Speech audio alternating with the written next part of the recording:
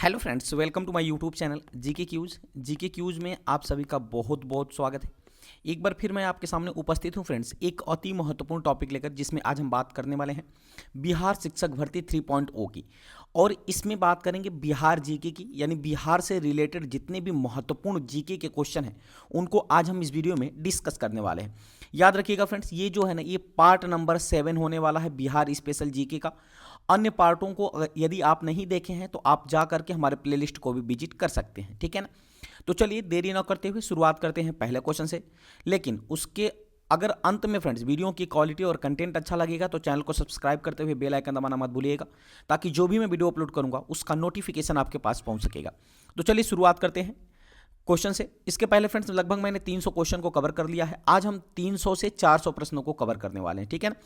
तो पहला क्वेश्चन आपके सामने कह रहा है कि कौन सा ग्रंथ प्रश्नोत्तर के रूप में है। तो याद रखिएगा फ्रेंड्स, जो कौन सा ग्रंथ प्रश्नोत्तर के रूप में है, तो जो अभिधम्म पिटक है ना, अभिधम्म पिटक में फ्रेंड्स पहले प्रश्न लिखा गया है फिर उत्तर लिखा गया, पहले प्रश्न लिखा गया फिर उत्तर लिखा गया।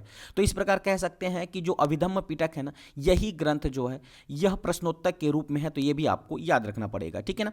अच्छा, इसके अलावा अगला क्वेश्चन आपके सामने कह रहा है कि बिहार राज्य में नवादा संग्रहालय की स्थापना कब की गई थी। तो बिहार राज्य के अंदर नवादा संग्रहालय की जो स्थापना हुई थी फ्रेंड्स, वो हुई थी 1974 ईस्वी में। कब हुई थी?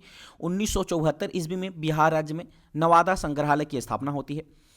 अगला प्रश्न आपके सामने कह रहा है कि बिहार की द्वितीय राजकीय भाषा क्या है। तो फ्रेंड्स आपको बताना है कि बिहार की द्वितीय राजकीय भाषा कौन सी है। तो बिहार की द्वितीय राजकीय भाषा हो जाएगी उर्दू। कौन सी हो जाएगी फ्रेंड्स? उर्दू।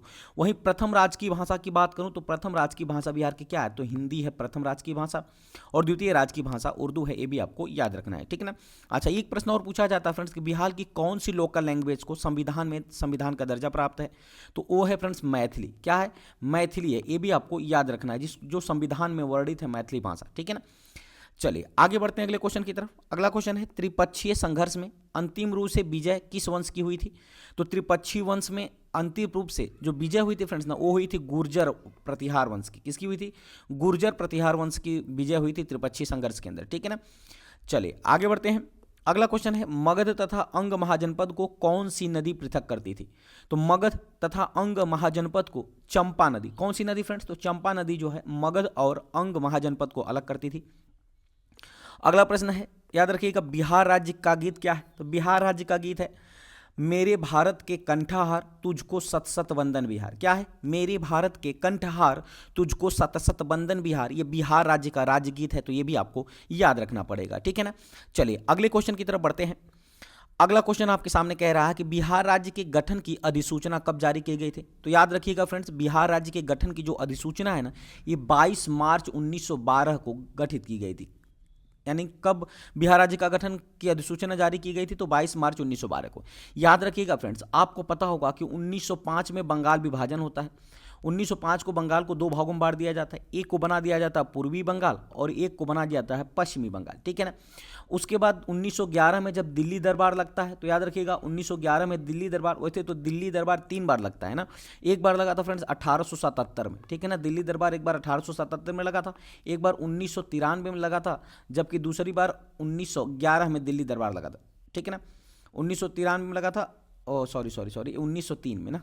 कब लगा था? 1903 में। 1917 में एक बार लगा था, फिर 1903 में, और 1911 में तीसरी दिल्ली दरबार लगा था। अच्छा, दिल्ली दरबार क्यों लगता था फ्रेंड्स? तो याद रखिएगा, जब जब भी इंग्लैंड में कोई राजा या महारानी नए चुने जाते थे तो उनके सम्मान में भारत के अंदर दिल्ली दरबार लगता था।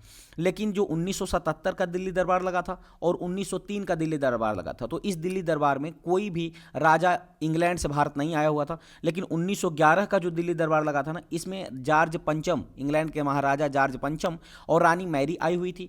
और इसी 1911 के दिल्ली दरबार में ही फ्रेंड्स याद रखिएगा, बंगाल विभाजन को रद्द करके 2 पृथक प्रांत बना दिया गया, ठीक है ना।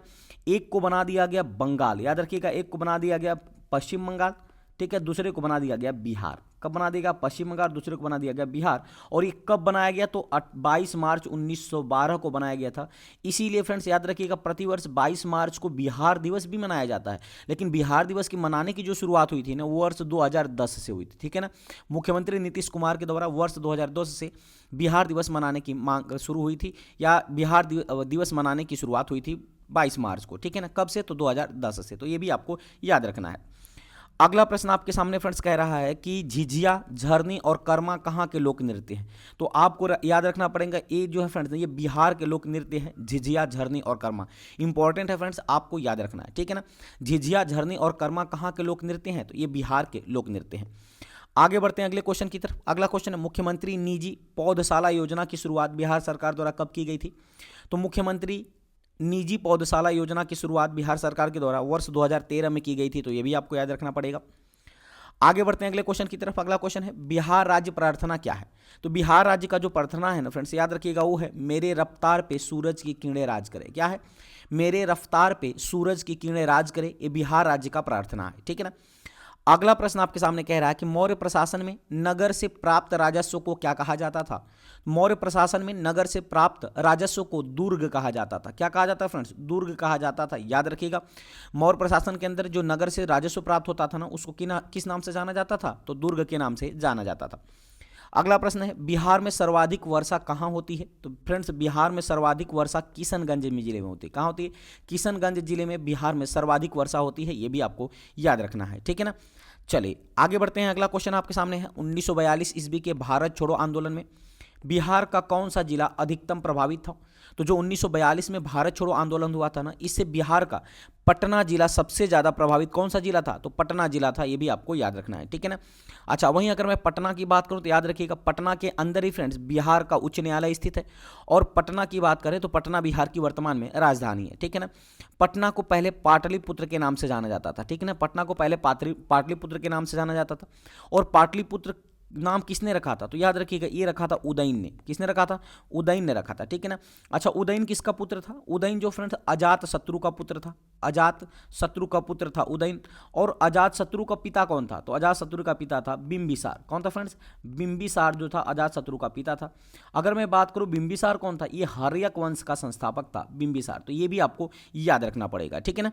चलिए अगर मैं बात करूं फ्रेंड जनसंख्या की दृष्टि से, तो पटना बिहार का सबसे बड़ा ऐसा जिला है जहां पर सबसे ज़्यादा जनसंख्या निवास करती है, तो ये भी आपको याद रखना पड़ेगा।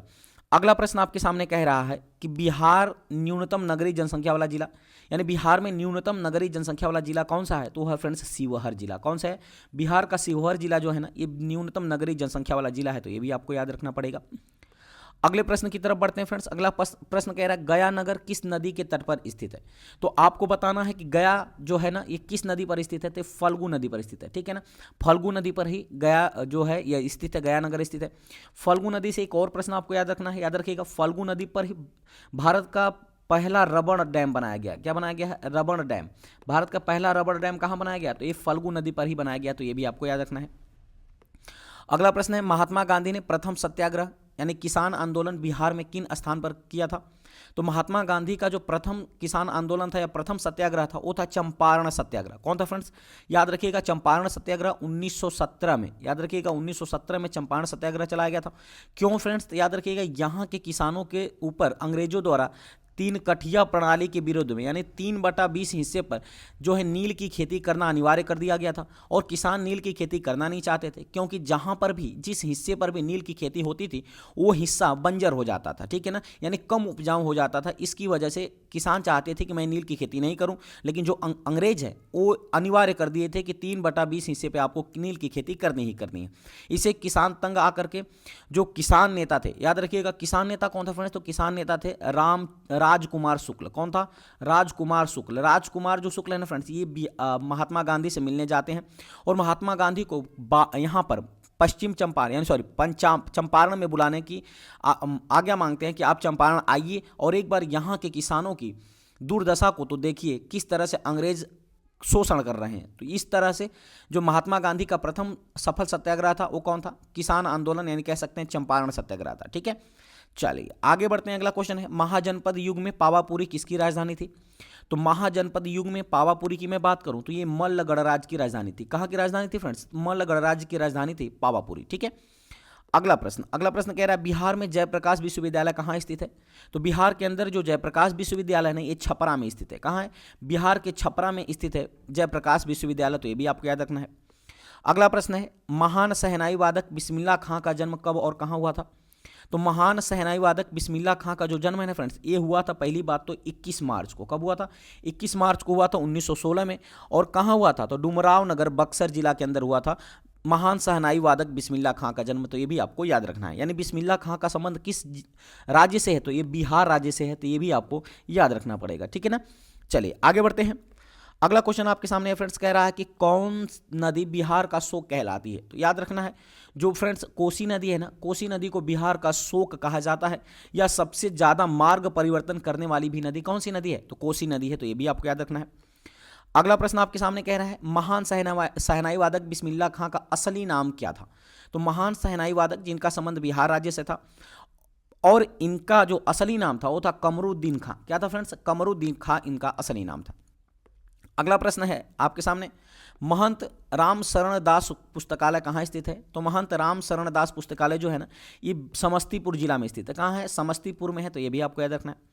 अगला प्रश्न है, मीर कासिम ने 1761 ईस्वी में अपनी राजधानी मुर्शिदाबाद से हटाकर कहाँ स्थानांतरित कर दिया था? तो मीर कासिम के द्वारा 1761 ईस्वी के दौरान अपनी राजधानी जो है ना, ये मुर्शिदाबाद से हटा करके मुंगेर कर दिया गया था। कहाँ कर दिया गया था? तो मुंगेर कर दिया गया था इसके द्वारा। तो ये भी आपको याद रखना है। अगला प्रश्न आपके सामने है, मीर तुल अहवाल किसकी रचना है? तो मीर तुल अहवाल की मैं बात करूं तो यह मुल्ला बहबहानी की रचना है। किसकी है? मुल्ला बहबहानी की रचना है मीर तुल अहवाल। ये भी आपको याद रखना है। अगला प्रश्न है, बुद्ध ने किस नदी के किनारे प्रवज्या या संन्यास धारण किया था?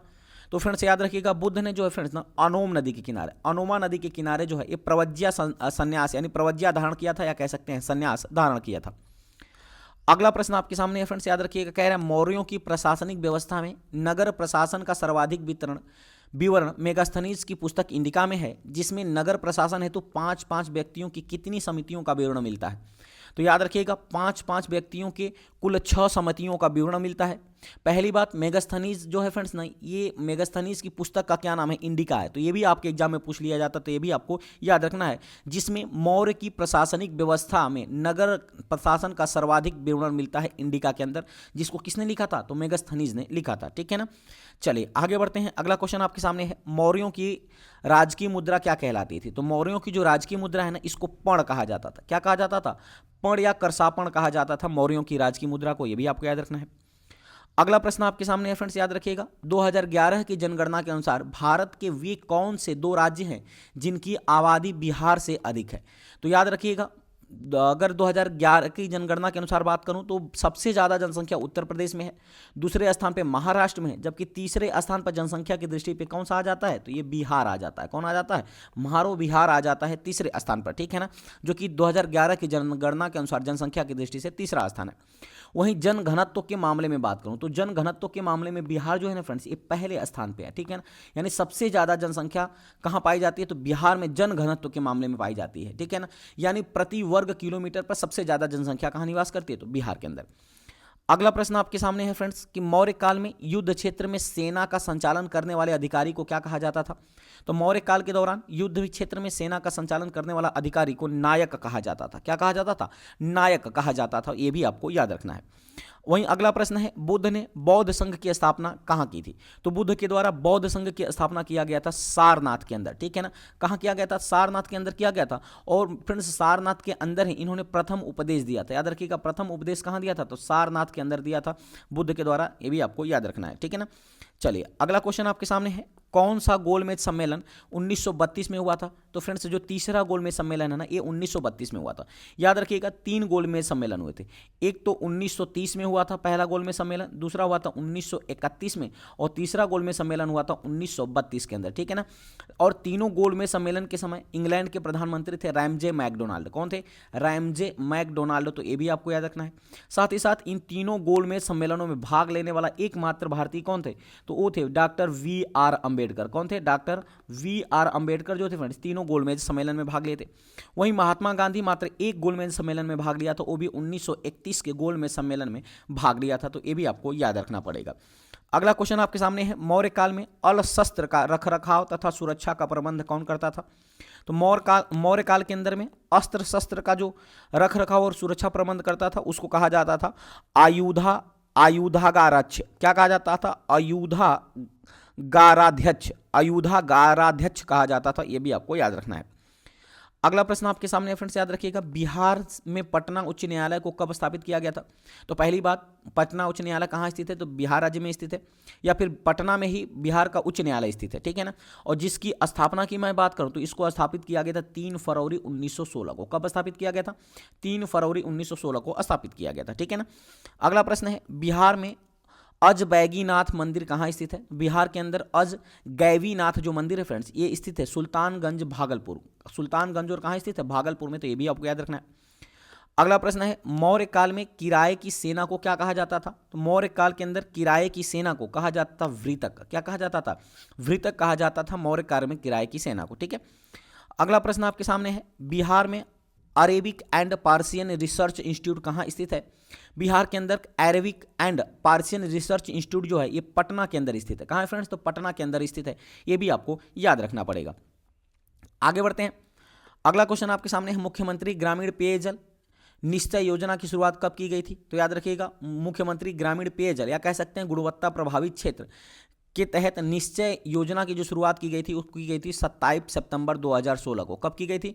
तो 27 सितंबर 2016 को की गई थी, ये भी आपको याद रखना है। अगला प्रश्न है, मछली बेचती हुई औरत के चित्र का संबंध किस चित्रकला से है? तो मछली बेचती हुई औरत का जो संबंध है फ्रेंड्स, ये पटना कलम से है। किसने से है? पटना कलम चित्रकला से, तो ये भी आपको याद रखना है। अगला प्रश्न आपके सामने है, 2011 की जनगणना के अनुसार बिहार में पुरुष साक्षरता दर कितनी प्रतिशत है? तो बिहार कि अगर पुरुष साक्षरता दर की बात करूं तो वो भी 2011 की जनगणना के अनुसार तो वो थी फ्रेंड्स 71.20%। कितनी है? 71.20%, ठीक है ना। वहीं महिला साक्षरता की बात करें तो ये थी फ्रेंड्स 52.5%। कितनी थी? 52.5%, तो ये भी आपको याद रखना है। कलिंग की राजधानी कहाँ है फ्रेंड्स? तो कलिंग की राजधानी तोसली है। कहाँ है? तोसाली जो है एक कलिंग की राजधानी थी, ये भी आपको याद रखना है। अगला प्रश्न कह रहा है फ्रेंड्स कि टाना भगत आंदोलन कब प्रारंभ हुआ था? तो टाना भगत जो आंदोलन है ये 1914 ईस्वी में प्रारंभ हुआ था, तो ये भी आपको याद रखना है। झिझिया कहाँ का लोक नृत्य है? तो मैंने अभी पीछे क्वेश्चन में बताया फ्रेंड्स कि झिझिया, झरना और कर्मा, ये जो लोक नृत्य है ना ये बिहार के लोक नृत्य है ना। झिझिया, झरना और कर्मा जो है ये कहाँ के लोक नृत्य हैं? तो बिहार के लोक नृत्य हैं, ये भी आपको याद रखना है। अगला प्रश्न है, मुख्यमंत्री विद्युत संबंध निश्चय योजना की शुरुआत कब की गई थी? तो मुख्यमंत्री विद्युत संबंध निश्चय योजना की जो शुरुआत हुई थी वो हुई थी 15 नवंबर 2016 को। कब हुई थी फ्रेंड्स? तो 15 नवंबर 2016 को मुख्यमंत्री विद्युत संबंध निश्चय योजना की शुरुआत की गई थी।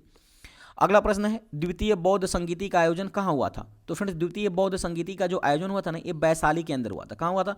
वैशाली के अंदर द्वितीय बौद्ध संगीति का आयोजन किया गया था।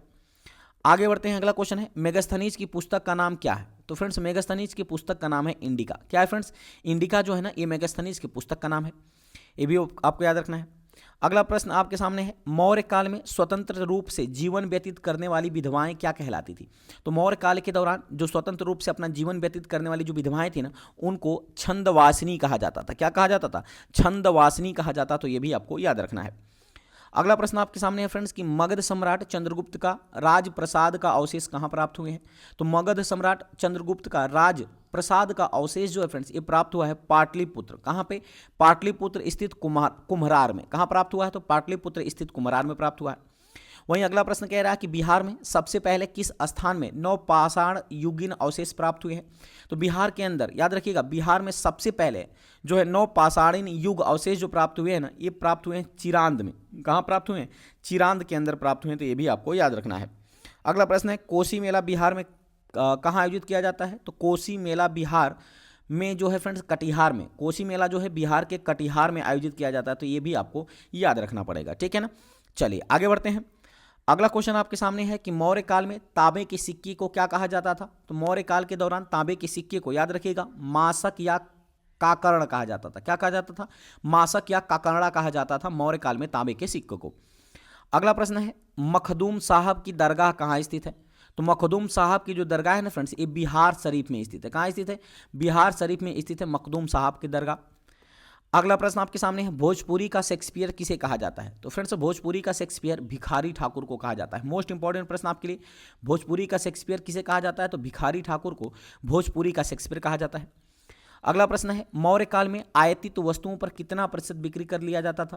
तो मौर्य काल के अंदर जो वस्तुएं खरीदी जाती थी यानी आयात की जाती थी उन पर जो है 10% टैक्स लिया जाता था, यानी 10% सेल टैक्स लिया जाता था, बिक्री कर लिया जाता था, ठीक है ना। अगला प्रश्न है बिहार के युवाओं ने कब बिहार सोशलिस्ट पार्टी की स्थापना की थी। तो बिहार के युवाओं के द्वारा बिहार सोशलिस्ट पार्टी की स्थापना 1931 में की गई थी, ये भी आपको याद रखना पड़ेगा। अगला प्रश्न आपके सामने है बिहार में कुल कितने राजस्व गांव हैं। तो बिहार के अंदर कुल याद रखिएगा कुल 45,103 राजस्व गांव है बिहार के अंदर। वहीं अगला प्रश्न कह रहा है महात्मा बुद्ध ने अपना प्रथम धर्म चक्र प्रवर्तन किस स्थान पर दिया था। तो याद रखिएगा महात्मा जो बुद्ध थे ना, ये अपना प्रथम उपदेश कहाँ दिया था। तो प्रथम उपदेश दिया था सारनाथ के अंदर। कहाँ दिया था? सारनाथ वाराणसी के अंदर पड़ता है, जहाँ पे अपना प्रथम उपदेश दिया था। और इनके प्रथम उपदेश को ही धर्म चक्र प्रवर्तन के नाम से जाना जाता है, ठीक है ना। इनके प्रथम उपदेश को किस नाम से जाना जाता है? तो धर्म चक्र प्रवर्तन के नाम से जाना जाता है। अगला प्रश्न है मुल्ला बहबहानी कहाँ के यात्री थे। तो जो मुल्ला बहबहानी थे फ्रेंड्स ना, ये यात्री थे ईरान के। कहाँ के यात्री थे? ईरान के यात्री थे मुल्ला बहबहानी। अगला प्रश्न है बिंबिसार व अजातशत्रु किस वंश के थे। तो बिंबिसार और अजातशत्रु थे हर्यक वंश के। याद रखिएगा हर्यक वंश के संस्थापक थे बिंबिसार, और बिंबिसार के बाद मगध का शासक बना अजातशत्रु, जो अपने पिता को जो है बिंबिसार को मार करके मगध की गद्दी पर बैठा था ना, इसीलिए अजातशत्रु को क्या कहा जाता था? तो इसको पिता हत्या यानी पितृ हत्या कहा जाता था या प्रीति हत्या कहा जाता था, ठीक है ना। चलिए आगे बढ़ते हैं। अगला क्वेश्चन है महाभारत तथा पुराणों के अनुसार मगध का सर्वप्रथम राजवंश कौन था। तो महाभारत और पुराणों के अनुसार मैं अगर बात करूं तो मगध का सर्वप्रथम राजवंश था बिहद्रथ वंश। कौन था? बिहद्रथ वंश जो था ये मगध का सर्वप्रथम राजवंश था, ठीक है।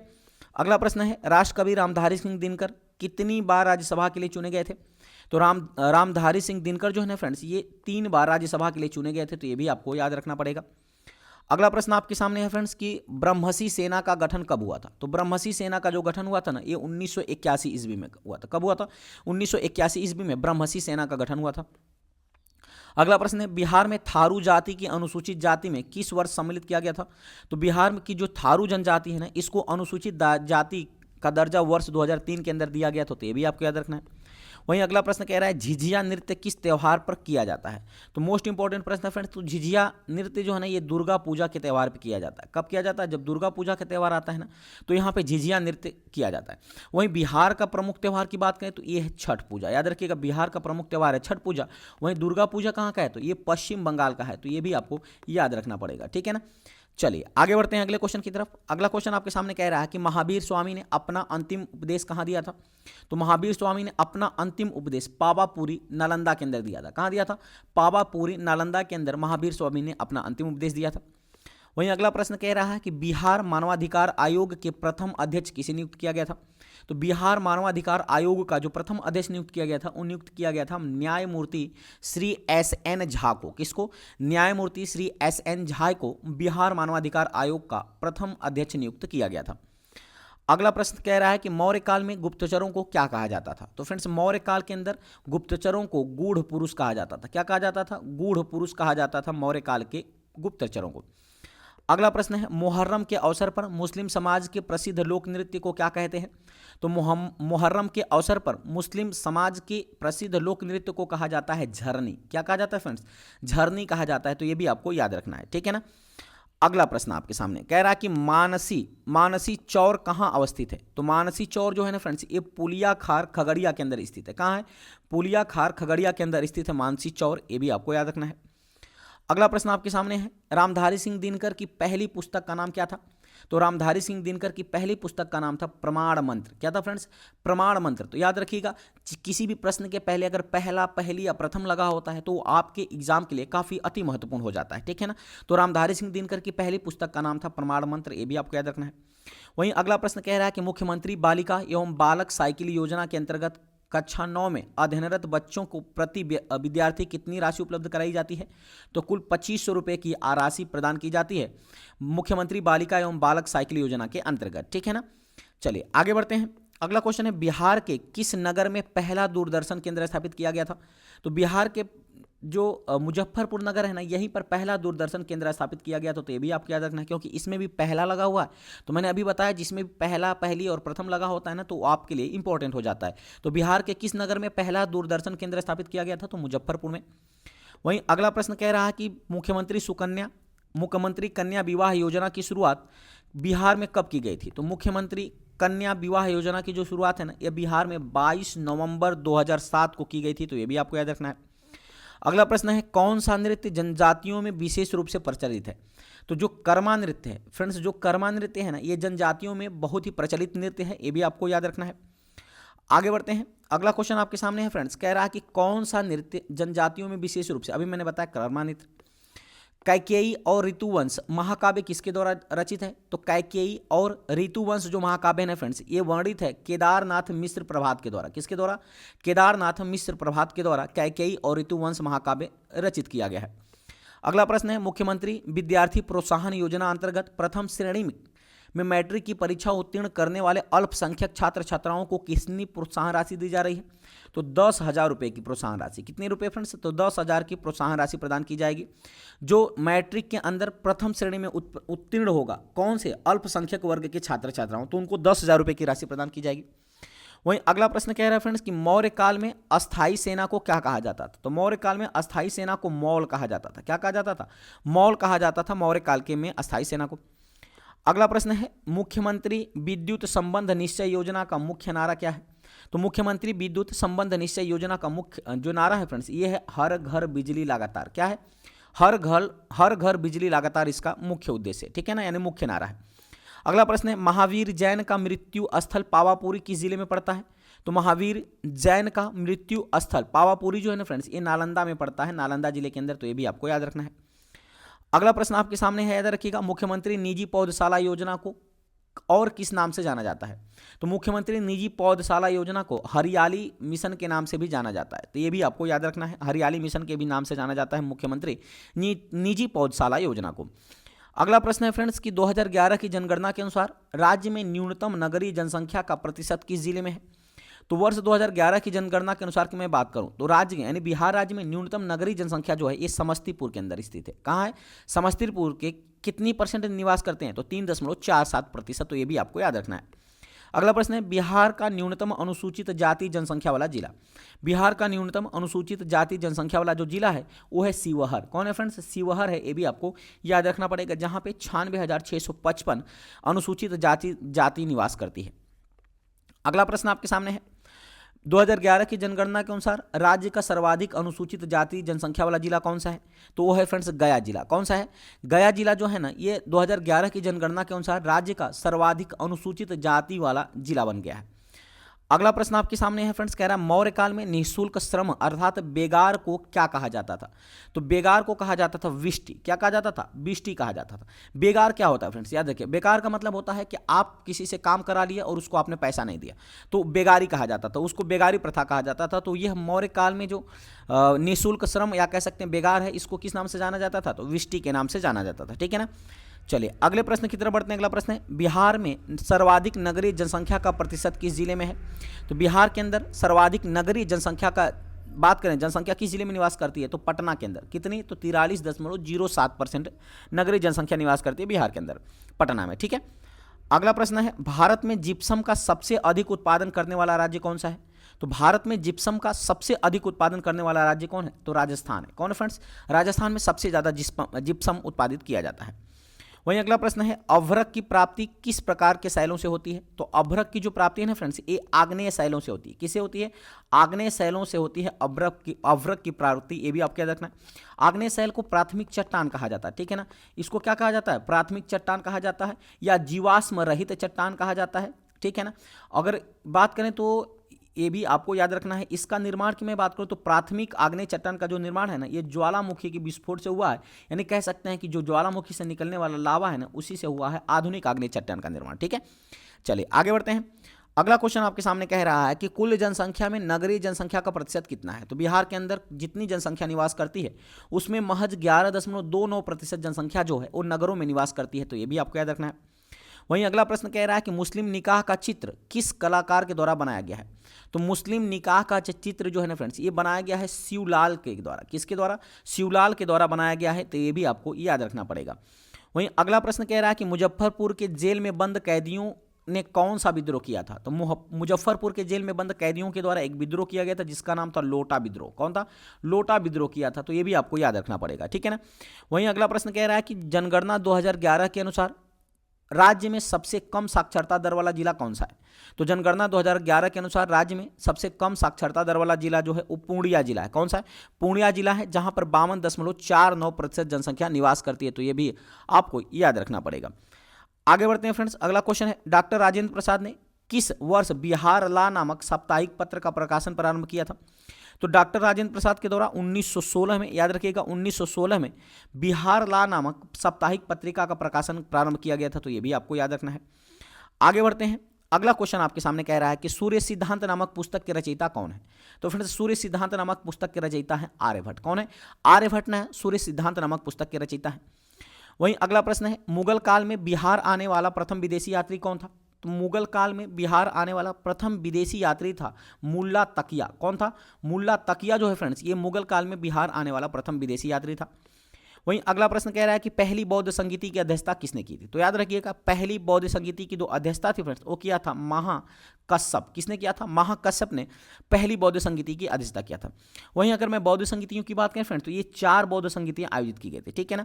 कहाँ कहाँ आयोजित की गई थी? तो याद रखिएगा, आपको याद रखना है फ्रेंड्स कि पहली जो होती, एक राजा है, क्या है, एक राजा था, उसने वैशाली नामक लड़की से विवाह किया और वैशाली नामक लड़की से जब विवाह किया तो उसे पुत्र की प्राप्ति हुई और इस पुत्र को उन लोगों ने क्या किया? कुंडल पहनाया। क्या किया? कुंडल पहनाया। तो इस प्रकार 4 जगह बौद्ध संगीतियां हुई थी। राज्य से हो जाएगा राजगिरी, वैशाली से हो जाएगा वैशाली, पुत्र से हो जाएगा पाटलिपुत्र और कुंडल से हो जाएगा कुंडलग्राम। तो ये 4 जगह जो है क्या होती है? बौद्ध संगीतियां होती हैं, जिसमें से पहली बौद्ध संगीति की अध्यक्षता किया था महाकश्यप ने। तो ये भी आपको याद रखना है।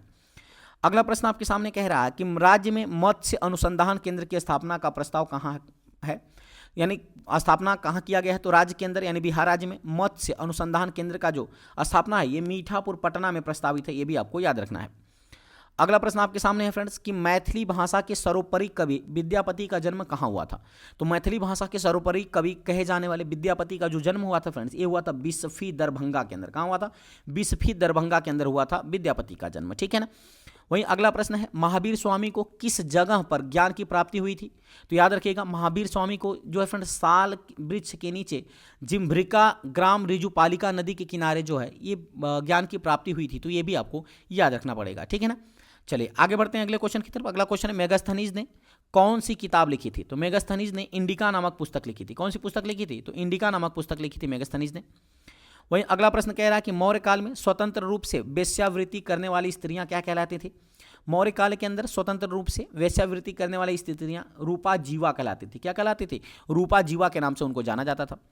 वहीं अगला प्रश्न और इस सीरीज का अंतिम प्रश्न है, न्यूनतम अनुसूचित जाति जनसंख्या प्रतिशत वाला जिला कौन सा है? तो न्यूनतम अनुसूचित जाति जनसंख्या प्रतिशत वाला जिला किशनगंज जिला है। कौन सा है? किशनगंज जिला है, जहां पर 6.69% अनुसूचित जाति की जनसंख्या निवास करती है। तो ये भी आपको याद रखना पड़ेगा। तो उम्मीद करते हैं फ्रेंड्स ये जो क्वेश्चन है ना ये आपको अच्छी तरह से समझ में आए होंगे। अगर फ्रेंड्स वीडियो की क्वालिटी और कंटेंट अच्छा लगेगा तो चैनल को सब्सक्राइब करते हुए बेल आइकन दबाना मत भूलिएगा, ताकि जो भी मैं वीडियो अपलोड करूँ उसका नोटिफिकेशन आपके पास पहुंच सकेगा, ठीक है ना। तो चलिए मिलते हैं ऐसे ही मजेदार टॉपिक के साथ अगली वीडियो में। तब तक के लिए बहुत बहुत धन्यवाद। Thanks for watching. एक लाइक जरूर कर दीजिएगा फ्रेंड्स, क्योंकि एक आपके लाइक से हमें मोटिवेशन मिलता है और इसी प्रकार के मैं मजेदार वीडियो लेकर आपके सामने उपस्थित रहता हूं। तो चलिए ठीक है, मिलते हैं अगली वीडियो में। तब तक के लिए बहुत बहुत धन्यवाद। Thanks for watching.